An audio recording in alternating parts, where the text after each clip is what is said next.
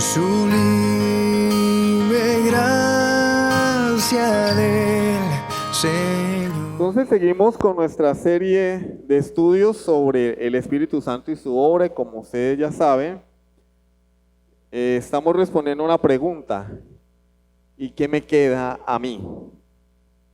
¿Qué nos queda? Es decir, a través de la palabra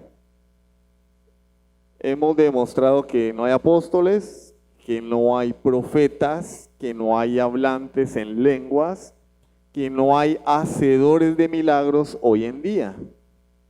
¿Creemos en los apóstoles? Sí, los que están en la Biblia. ¿Creemos en los profetas? Sí, los que están en la Biblia. ¿Creemos en las lenguas? Sí, las que hubo en el primer siglo, que eran idiomas, no eran balbuceo. ¿Creemos en milagros? Sí, Dios hace milagros aún, pero cuando Él quiere y como Él quiere. No depende de nosotros, porque esos milagros tenían un propósito, era confirmar la palabra de los apóstoles y profetas. Habiendo finalizado la revelación de Dios, habiendo finalizado el canon, habiéndose cerrado, ya no hay más apóstoles porque ellos murieron. Y ya no hay más profecía porque la profecía ya está completa. De manera que tampoco hay milagros porque no hay milagros que confirmen nuevas revelaciones hoy en día. Al no haber nueva revelación, tampoco es necesario que estos profetas hagan milagros para confirmar la nueva revelación. Ya toda la revelación está completa. Y lo que tenemos hoy pues es personas que, haciendo un uso inapropiado, erróneo de la palabra, engañan a otras personas con el propósito de lucrarse o de ganar poder o manipular también. Y la pregunta es, ¿qué nos queda hoy? Entonces, si no hay apóstoles, si no hay profetas, si no hay hablantes en lenguas o idiomas, si no hay milagros, ¿qué nos queda? Bueno, nos queda todo, nos queda el Espíritu Santo. Nos queda la obra del Espíritu Santo en nuestras vidas. Entonces vamos a responder a la pregunta de ¿qué es el bautismo? ¿Sí? El bautismo es una palabra griega, que es la palabra baptizo, que significa ¿qué? Sumergir. Por eso cuando se bautiza una persona hay que meterla en el agua, porque literalmente baptizo significa sumergir. Y por eso nosotros no tenemos una palabra en el español equivalente a baptizo, entonces se trajo la misma palabra y por eso nuestra palabra es bautizo. Se podría decir que se castellanizó la palabra griega. Y bautizo significa sumergir.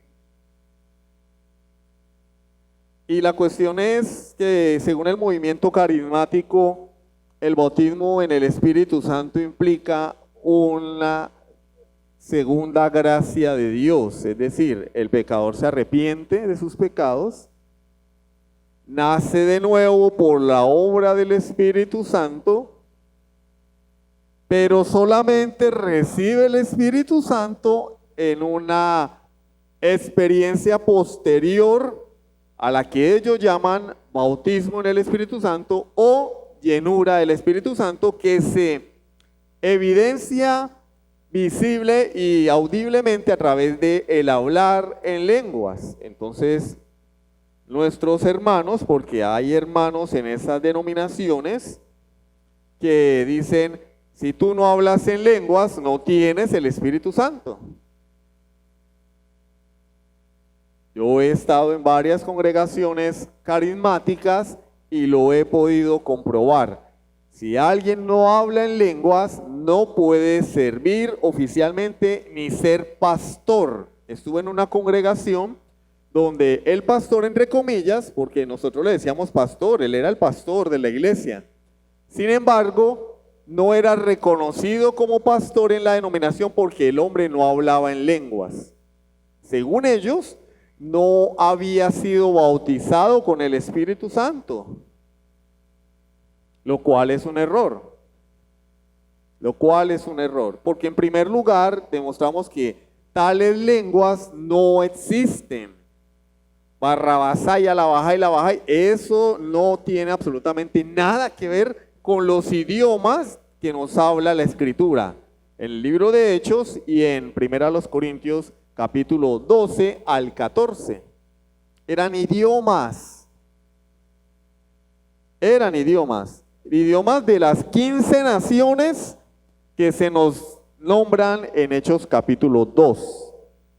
En Hechos capítulo 2 se nombran 15 naciones cuyos idiomas los apóstoles hablaban por el poder del Espíritu Santo. Y entonces en la última ocasión terminamos concluyendo que no hay un don representativo del bautismo en el Espíritu Santo, que es precisamente el tema de 1 Corintios 12, 13 y 14.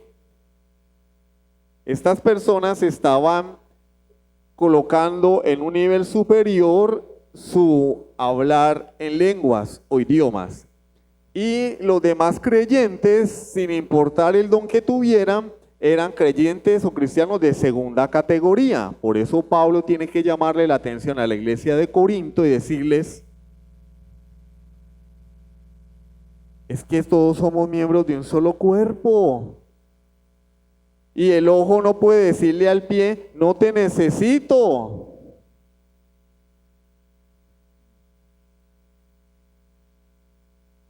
Miren lo que dice 1 Corintios 12:7. 1 Corintios capítulo 12, versículo 7. Pero a cada uno le es dada la manifestación del Espíritu para el bien común. La Reina Valera de 1960 no dice para el bien común, sino dice para provecho. ¿Sí? Esta es la Reina Valera actualizada. La saqué allí porque nos da el sentido completo de lo que Pablo quería decir. En Reina Valera del 60, cuando se dice a cada uno le da manifestación del Espíritu para provecho, pues es un poco ambiguo, ¿no? Y pues alguien puede interpretar una cosa, otro puede interpretar otra, pero la versión actualizada en este texto nos da una versión un poco más completa del versículo. ¿Para qué? Para el provecho común. Pero ojo que no solamente es el hablar en lenguas. En 1 Corintios capítulo 12 se nos da una lista de dones. No solo el hablar en lenguas proviene del Espíritu Santo, hay muchos dones.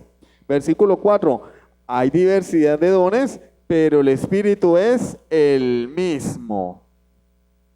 En el versículo 8 inicia la lista de dones. Palabra de sabiduría, dice a otro palabra de ciencia según el mismo Espíritu, a otro fe por el mismo Espíritu, a otro dones de sanidades por el mismo Espíritu, a otro el hacer milagros, a otro profecía, a otro discernimiento de espíritus, a otro diversos géneros de lenguas y a otro interpretación de lenguas.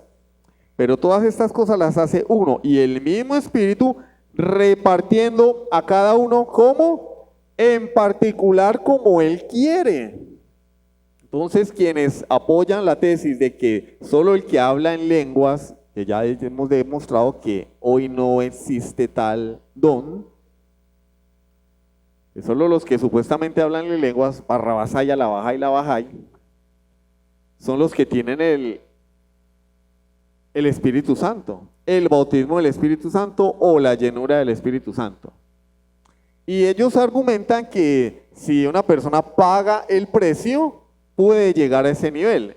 Por ejemplo, el señor Cash Luna afirma que él demoró 11 años consagrado a Dios, ayunando, orando, etcétera, etcétera, con intensidad, y que gracias a sus 11 años de sacrificio, él fue lleno del Espíritu Santo, y por eso tiene ese ministerio diabólico que él afirma y que demuestra en televisión.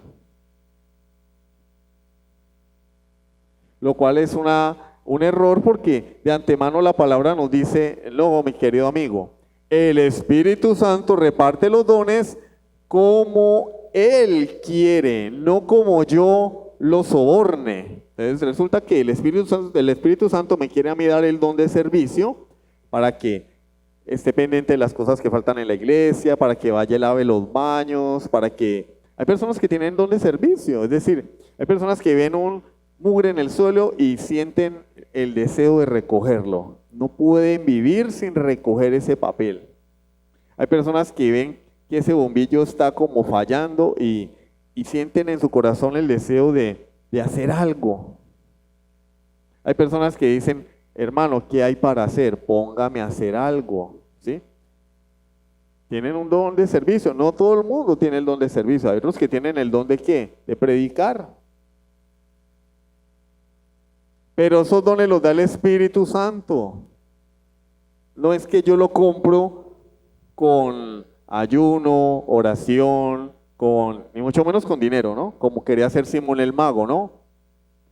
Tomad, dadme este don para que yo también haga negocio con él. Y al que le ponga las manos, reciba ese don.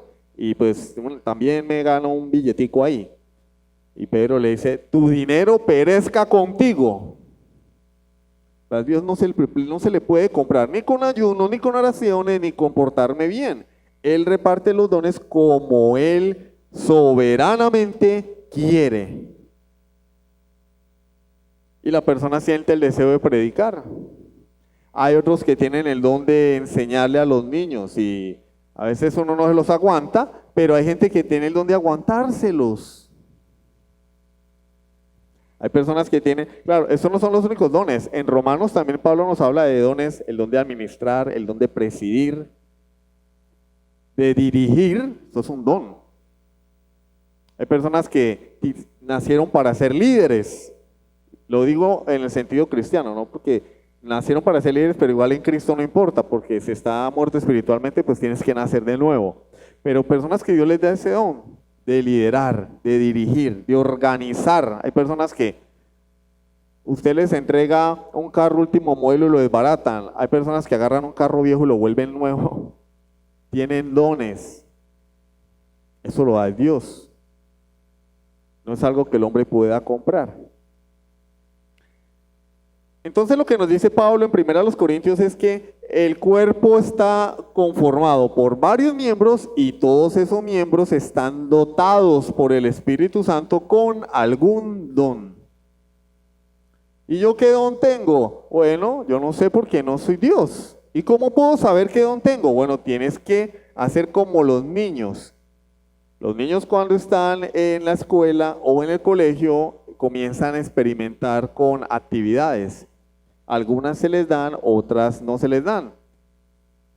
Y aquellas para las que ellos tienen talento y son buenos, ellos terminan demostrando que tienen aptitudes, con P, aptitudes, es decir, capacidad, talento, don para eso. ¿Sí?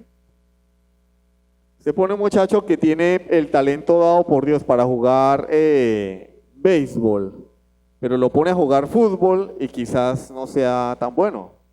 Le sucedió a Michael Jordan, dejó el baloncesto para ir a jugar béisbol y le fue mal, porque él no tiene el don, no tiene el talento. Y igual en la vida cristiana uno tiene que comenzar a servir para poder descubrir el don que Dios le ha dado, no esperar a que venga un ángel del cielo y le diga, tú tienes el don de X o el don de Y, o que venga un profeta,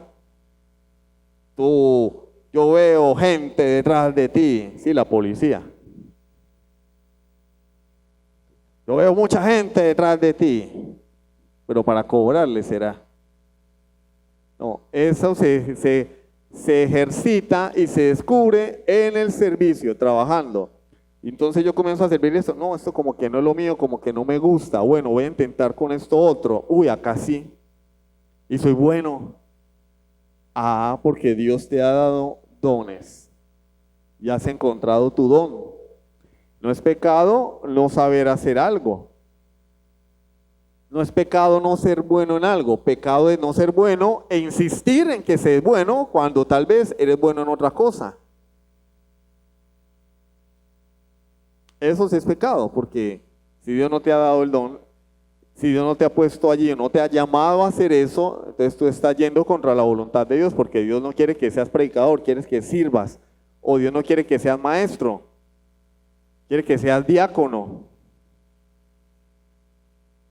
Entonces es dar cosas contra el aguijón. Pero haciendo a un lado el tema de los dones y de quiero descubrir mi don, lo que Pablo nos quiere decir es que ningún oficio ni don debe ser elevado al nivel de ser exclusivo del Espíritu Santo. O sea, solo las lenguas demuestran que tengo el Espíritu Santo. No, Pablo está diciendo, todas estas son manifestaciones dadas por el Espíritu Santo. Y hay más, vuelvo y les digo, no solamente en 1 Corintios, en Romanos también hay más dones. En Efesios 4 hay otros dones, los dones que Dios le da a la iglesia, los dones hombre, apóstoles, profetas, pastores, evangelistas y maestros. También es un don. Ser evangelista es un don dado por Dios. Ser maestro, ser pastor.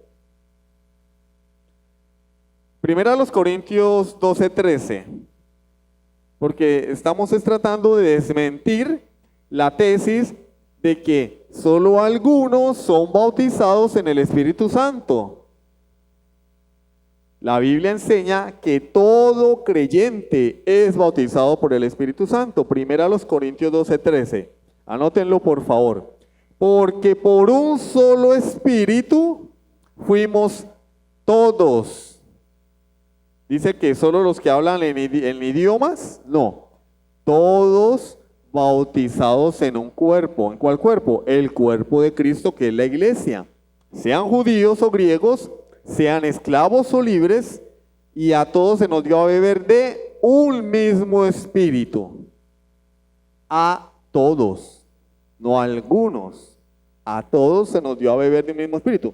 Porque sí, en Romanos 8 dice, si alguno no tiene el espíritu de Cristo, no es de él. Entonces, ¿cómo afirman algunos carismáticos o pentecostales que si yo no hablo en lengua no tengo el Espíritu Santo? Pues entonces no soy de Cristo, no he nacido de nuevo, porque la Biblia dice que a todos los que están en el cuerpo de Cristo se les ha dado a beber de un mismo espíritu y han sido bautizados por ese espíritu, lo cual confirma Romanos capítulo 6.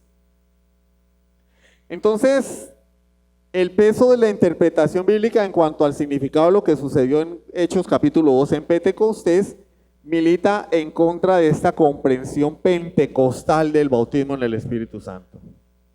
Es decir, a todos los que el Espíritu regenera, los bautiza. Todo el que se arrepiente y nace de nuevo es bautizado en el Espíritu Santo. Y además lo dota con un don para servir en el cuerpo de Cristo, para servir en la iglesia. Imaginémonos que hay un miembro de nuestro cuerpo que no sirve. ¿Qué sucede? Está muerto, ¿sí o no? Yo les aseguro que a ustedes los estoy viendo y los veo sanitos. Y puedo asegurar que todos los miembros de sus cuerpos están funcionando. Bueno, algunos más, otros menos, ¿cierto? Si uno de pronto tiene problemas hepáticos, pues el hígado está ahí trabajando a media máquina. Si tengo problemas renales, los riñones están trabajando, pero están trabajando, están haciendo algo. Entonces es imposible que en la iglesia de Cristo haya personas que no tengan absolutamente ningún don. Si los hay, es porque no son parte de la iglesia de Cristo, no han nacido de nuevo, no se han arrepentido de sus pecados. Por eso, el que no sirve, no sirve. Que no sirve, no sirve. Porque el que es creyente es miembro del cuerpo. Y los miembros de nuestros cuerpos tienen cada una función.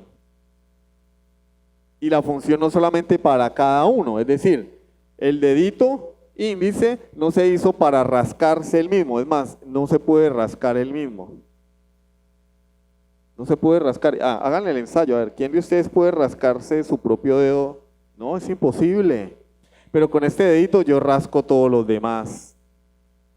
Entonces, ¿cuál es la función del dedito? Servirle al resto del cuerpo. ¿Sí o no?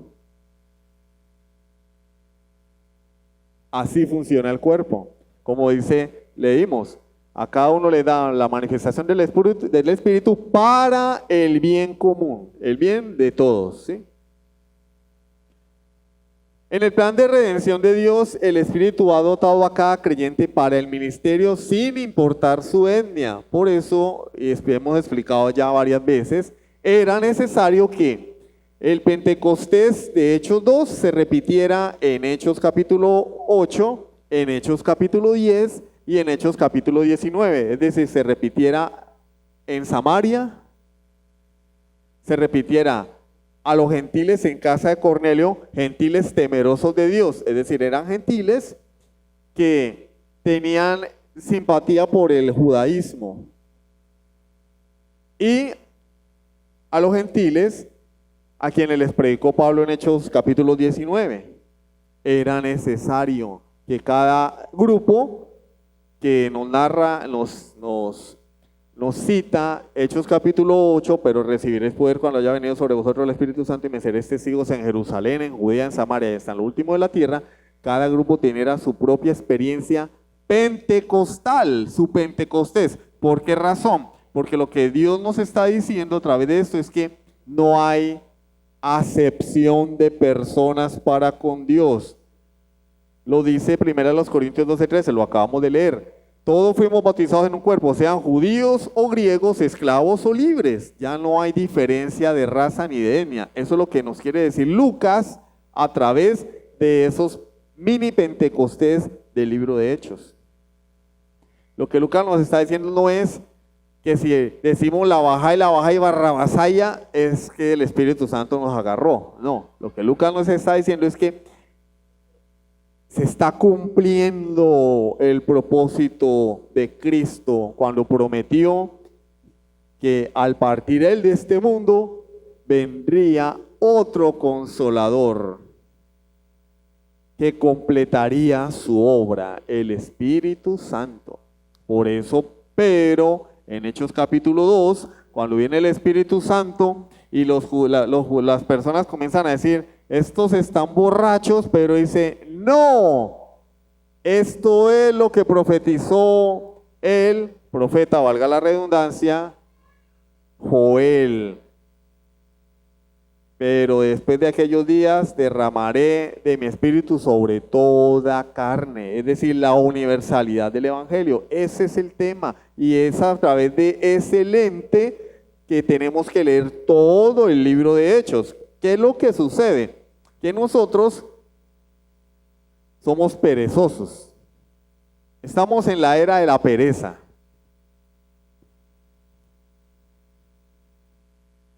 A mí me gusta el anime y a mi sobrino también. Pero mi sobrino viene a contarme animes que yo no me he visto. Y yo le digo, ¿se lo estás viendo? Y me dice, no tío, me estoy viendo el resumen. Y yo le digo, ¿en serio? ¿De verdad? Cuando compramos un libro, no leemos la introducción, ¿sí o no? Pasamos de una vez, capítulo 1. Cuando vamos a leer la Biblia, no leemos la introducción del libro, de Mateo, de Marcos, quién lo escribió, en qué época lo escribió, por qué lo escribió, a quién iba dirigido, cuál es el tema central, lo agarramos de una vez. Mateo, sí, el Señor, sí, mira aquí, sanó un endemoniado. Miren, Mateo 3 lo bautizaron. Mateo 4, sí, fue tentado en el desierto. Es que el Señor fue a mostrar el poder. No vino aquí. No. ¿A quién va dirigido el evangelio? Entonces vemos la genealogía en Mateo 1. Qué pereza, qué larguero. Como dice el personaje. ¿Eso para qué, hombre? ¿Eso para qué? Genealogía, ¿eso para qué? Tiene una razón de ser. Porque la genealogía de Mateo 1 empieza con ¿quién? Con Abraham y con David. Y Mateo lo que quiere es demostrarle a los judíos, a quienes va dirigido su evangelio, que Jesús es el ¿qué? El hijo de Abraham, hijo de David, el Mesías prometido a los judíos. Y es a través de ese lente que tenemos que leer todo el evangelio. Entonces lo mismo con Hechos. El Hechos es la continuación del evangelio de Lucas. ¿El evangelio a quién? A los gentiles, a los extranjeros. Y lo que Lucas pretende demostrar es que el pueblo judío no es exclusivo, no eran el único pueblo de Dios, que a partir de la era evangélica, a partir de la muerte de Jesucristo, el evangelio se extendería por todo el mundo. Ahora ya no hay distinción de raza ni de etnia. Y es a través de ese lente que tenemos que leer el libro de Hechos. De hecho, Lucas dice, este es mi segundo tratado, oh excelentísimo Teófilo, a quien va dirigido el libro. Este es mi segundo tratado. Está la continuación de lo que yo ya te escribí. Entonces, eso requiere ¿qué? Más investigación, ver el panorama general. Y por eso es que cuando nos centramos solo en los detalles, perdemos de vista el cuadro completo. Imagínense que ustedes tienen un cuadro de un paisaje y se quedan mirando el arbolito que está en el centro. Ay, qué cuadro tan feo, mire, ese árbol tan feo. No tiene ni hojas, qué cuadro tan horrible. Hombre, pero es que no están mirando el cuadro, están mirando solo un árbol que hay allí pintado. Tienes que mirar primero el cuadro para entender por qué ese árbol tan feo está allí. ¿Sí o no? ¿Por qué el pintor colocó un árbol allí sin hojas, marchitado? Tienes que mirar el cuadro completo. Y después vas a entender los detalles. Lo mismo sucede acá. Entonces, no hay dos niveles de creyentes en la iglesia. Los dotados y los no dotados. No. Todo creyente ha sido dotado con dones de parte del Espíritu Santo. No hay dos tipos de creyentes en la iglesia. Los bautizados, los que dicen la baja y barrabasá y arramos alta la banca, ramo carga la bazuca. No. Y los no bautizados, los que están ahí. No, yo no sirvo porque no hablen lenguas. No, para Dios todos sus hijos son iguales, a pesar, es que la Biblia lo dice, ya no es judío ni griego, nadie no es esclavo ni libre, ya no hay hombre ni mujer, ya no hay bárbaro ni escita, todos somos uno en Cristo Jesús. ¿Por qué nos quieren vender la moto de que hay cristianos de primera porque hablan cosas que nadie entiende y hay cristianos de segunda que no se han atrevido a engañarse con esa mentira? Porque hay personas que, como yo en algún momento, hablamos en lenguas, pero por quedar bien. ¿Usted no habla en lenguas? No. Repeat after me. Repita después de mí. La bajai, la bajai. No, la bajai, la bajai. Hágale. No me sale. Bueno, mijo, suelte la lengua, suelte la lengua. Es claro, uno por ser parte del grupo, por quedar bien, por decir que sí, ay, el Espíritu Santo me bautizó. Ya habló en lenguas, mírelo. Ya el Espíritu Santo lo ungió. Pero hay personas que son de pronto más escrupulosas en ese sentido, de pronto un poco más temerosas y dicen, no, pero yo ¿por qué no? A mí no me sale, no me sale y no me sale. No hay categorías de cristianos en la iglesia. Todos son miembros del mismo cuerpo a pesar de la diversidad. Así como nuestro cuerpo es diverso, pero es uno y cada miembro de nuestro cuerpo es importante. Hasta la uña, hasta una uña es importante. Cuando uno se machuca una uña, la uña se pone negra y empieza a caerse, duele, ¿sí o no? Hasta una uña es importante, hasta una pestaña. ¿A cuántos se les ha metido una pestaña en el ojo? Es importante, cada miembro del cuerpo. Entonces, ¿qué es el bautismo del Espíritu Santo, hermanos? Si el bautismo no es hablar en lengua, la baja y barrabasaya, ¿qué es? Juan capítulo 1, versículos 12 y 13. Por favor, anótenlo. Juan capítulo 1, versículos 12 y 13. Mas a todos los que le recibieron, a los que creen en su nombre, le dio potestad de ser hechos hijos de Dios, los cuales no son engendrados de sangre, ni de voluntad de carne, ni de voluntad de varón, sino de Dios. ¿Qué es lo que está diciendo Jesús, el autor, Juan, quien escribió el Evangelio? Que aquellos que reciben a Jesucristo, que creen en el nombre de Cristo, son hechos hijos de Dios, no por la voluntad del hombre, ni siquiera por su propia voluntad, sino porque a Dios en su soberana voluntad le plació hacerlo su hijo. Yo les voy a preguntar, ¿cuántos de ustedes decidieron venir a este mundo?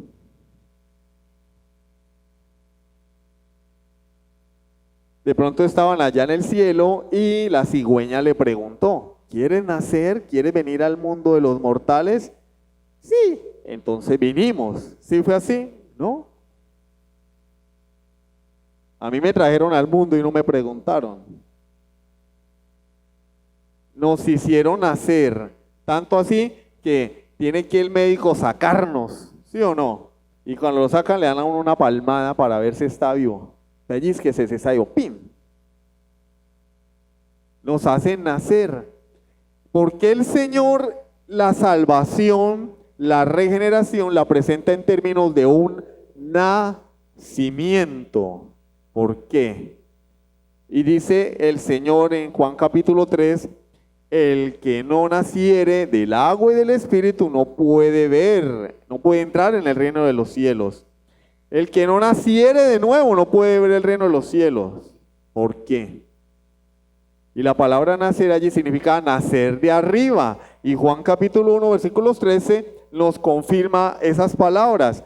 No son engendrados de sangre, ni de voluntad de carne. Es decir, no somos, el nuevo nacimiento no procede del hombre. No son engendrados de sangre, ni de voluntad de carne, ni de voluntad de varón. Es decir, en la salvación no interviene la voluntad del hombre, porque nadie quiere ser salvo. Dice, sino de Dios. Los que se arrepienten porque Dios hace que se arrepientan. Les da el arrepentimiento y la fe. Los hace nacer de nuevo y los hace sus hijos. Y el libre albedrío no, ese es tema de otro estudio. Pero antemano les digo, un muerto no puede escoger a Dios.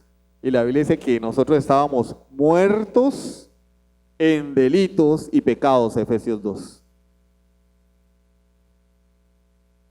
Pablo no escogió a Jesucristo. Pablo estaba encarcelando cristianos cuando Jesús se le aparece y Pablo cae y las palabras de Pablo no fueron, tú eres Jesucristo, sí, tú eres el que yo estoy buscando. Y agarró la espada para darle a la luz que él estaba viendo, no. Pablo cae y dice, Señor, ¿qué quieres que haga? ¿Y qué le pasó? ¿Qué es lo que está consumiendo este hombre? ¿Se le olvidó la misión que tenía? No, Dios obró en él.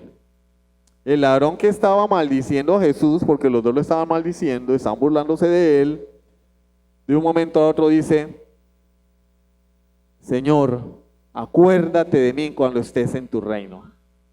¿Dice qué le pasó? Se volvió loco. Dios obró. Juan capítulo 3, versículos 5 al 6. Juan 3, 5 al 6. Respondió Jesús, de cierto te digo que el que no naciere del agua y del Espíritu no puede entrar en el reino de Dios. Lo que es nacido de la carne, carne es, y lo que es nacido del Espíritu, espíritu es. ¿Qué produce la carne? Es carne. ¿Qué producen papás pecadores? Hijos pecadores. ¿Pero qué produce el Espíritu Santo? Hijos de Dios. Por la voluntad de Dios, que acabamos de leer, Juan 1:13. Entonces el bautismo del Espíritu Santo es una experiencia única en la vida del hombre. Así como el hombre nace una sola vez, el hombre nace de nuevo una sola vez. Y nace por el Espíritu Santo. Nace de nuevo una sola vez, nace por el Espíritu Santo una sola vez, es bautizado por el Espíritu Santo una sola vez cuando el hombre se arrepiente de sus pecados. Cuando cree en Jesucristo como su Señor y Salvador. Es ese bautismo lo que coloca a esa persona que había sido no creyente hasta ese momento, lo pone dentro de la familia de Dios. Era enemigo de Dios, ahora es hijo de Dios. ¿Qué hace eso? El bautismo del Espíritu Santo.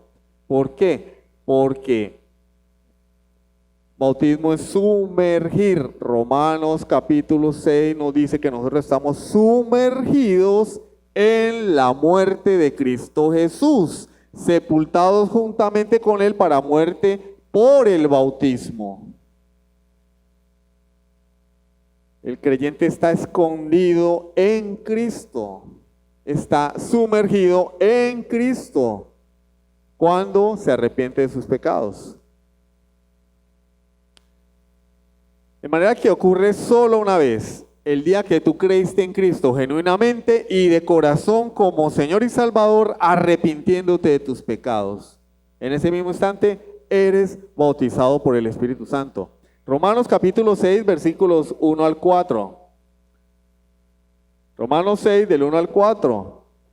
¿Qué pues diremos? ¿Perseveraremos en el pecado para que la gracia abunde? En ninguna manera. Porque los que hemos muerto al pecado, ¿cómo viviremos aún en él?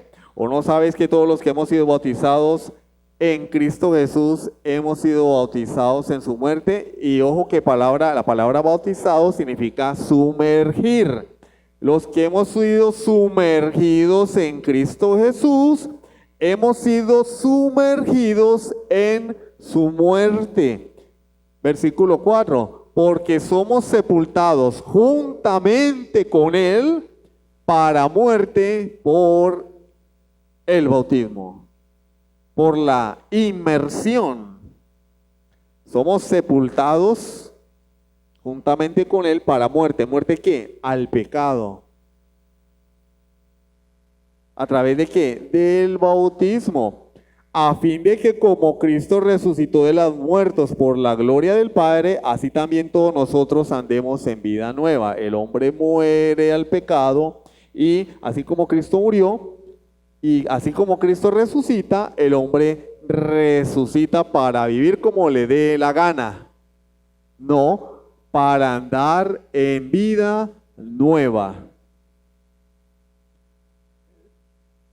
Tengamos presente que el tema de Pablo es el abuso de la gracia. Y Pablo está diciendo, no, si tú eres creyente, tú has muerto con Cristo.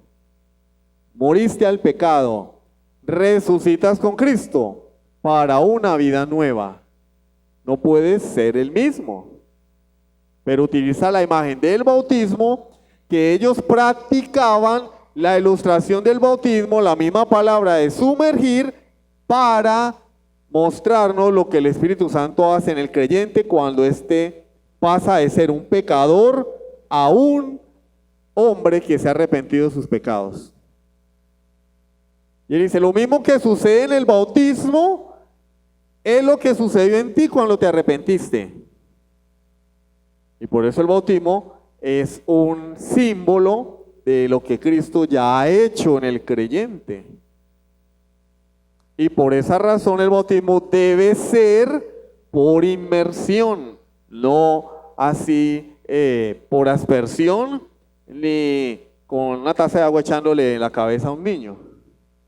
El bautismo bíblico es inmersión, porque solo así representa simboliza lo que Cristo hizo en nosotros cuando nos arrepentimos de nuestros pecados.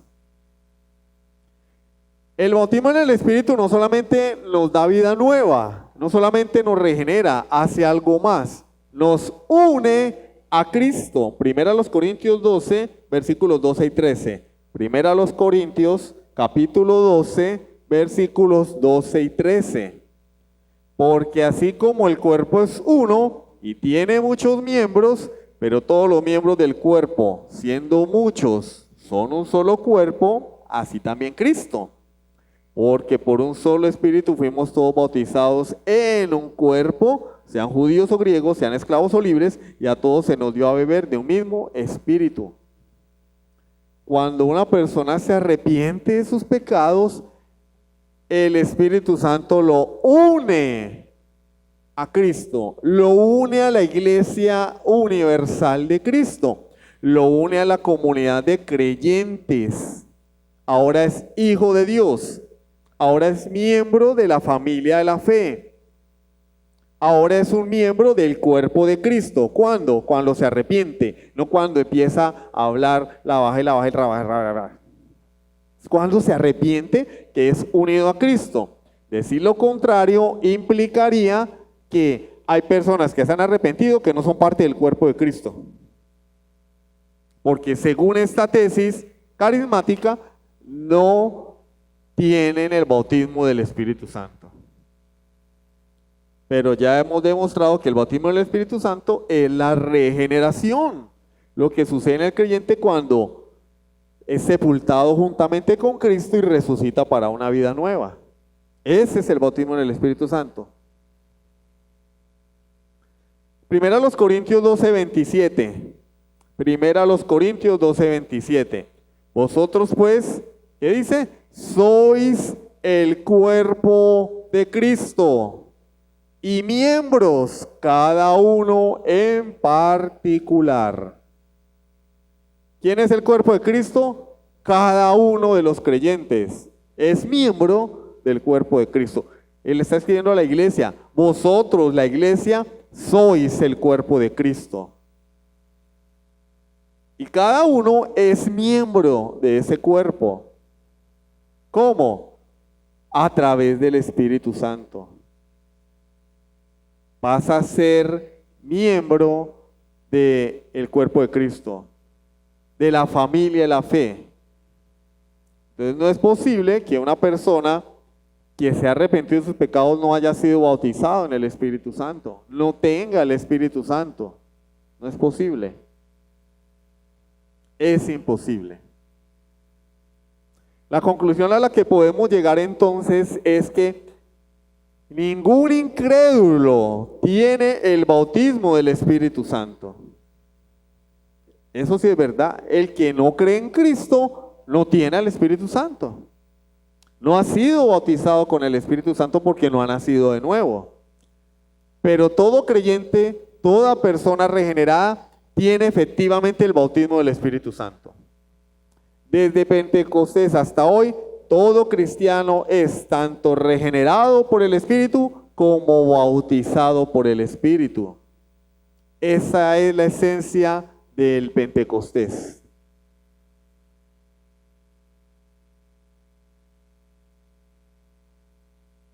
Y pues también cabe decir que cualquier persona regenerada, nacida de nuevo, también ha sido sellada por el Espíritu Santo. Efesios capítulo 1, versículo 14.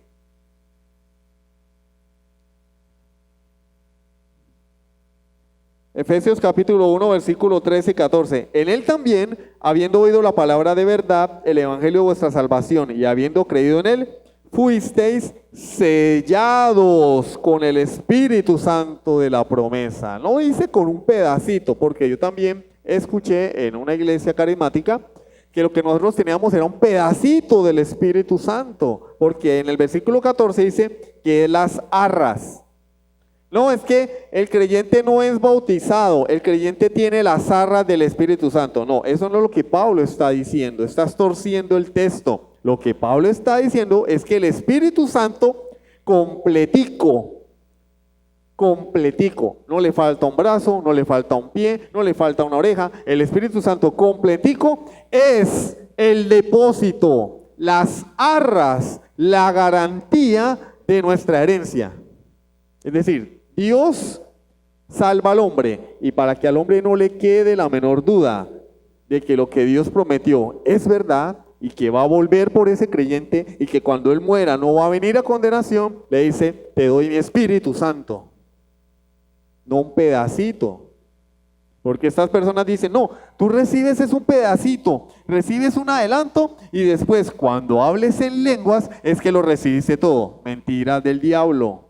Porque Pablo está diciendo que ese Espíritu Santo, Él es las arras de nuestra herencia hasta la redención de la posesión adquirida para alabanza de su gloria. Es decir, Él es el adelanto, el anticipo.